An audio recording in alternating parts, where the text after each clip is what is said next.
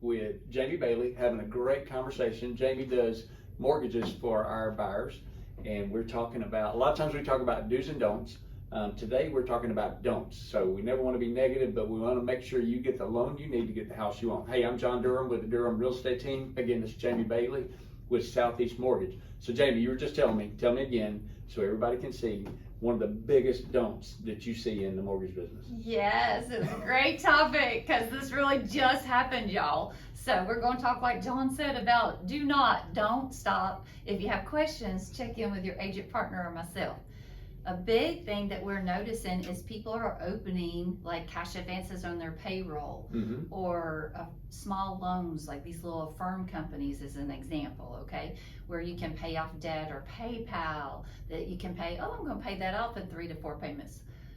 Well, it's not that easy. If you have foreign deposits, meaning they're not your payroll, everything has to be documented. Okay. So we literally have to match that up with an underwriter. So for example, if you have 6 different resources that you thought this would be helpful in the mortgage process, right? You're under contract, you're trying to get to a loan. Every time you create another deposit or another account, we have to source it. That fancy term just means literally we have to get the documents.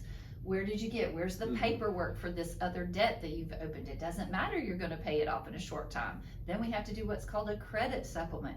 So I'm certain if you're a first-time home buyer, you're going to be thinking like, what is Jamie talking about? But this is true. These are actual steps that we have to do behind the scenes. The buyer has no idea that that is a challenge, or this could hurt them on getting to the finish line.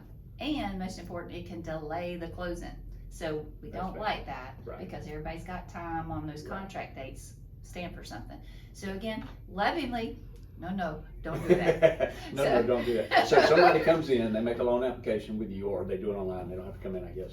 And now they're moving toward closing, you've got them approved, and all of a sudden their down payment shows up as some sort of payday cash loan. And now all of a sudden we've got a problem. Houston, we have a problem. Houston, we have a problem. Yeah. For the young people, they might not know what that means, but.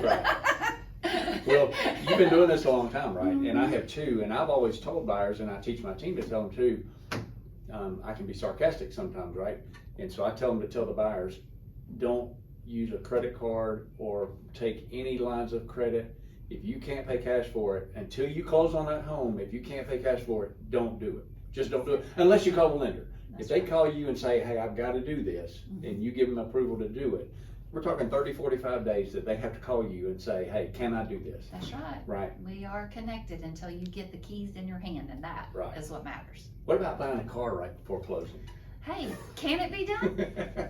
It can, but we got to talk about it, right? That's right. To see how does this impact you? Because we live in Atlanta, you got to have a car. Right. So if your car dies, and I've had this experience with buyers where they literally, oh my goodness, my car died, Jamie, I've got to have a car to get to work. I'm like, okay, let's review where we're at.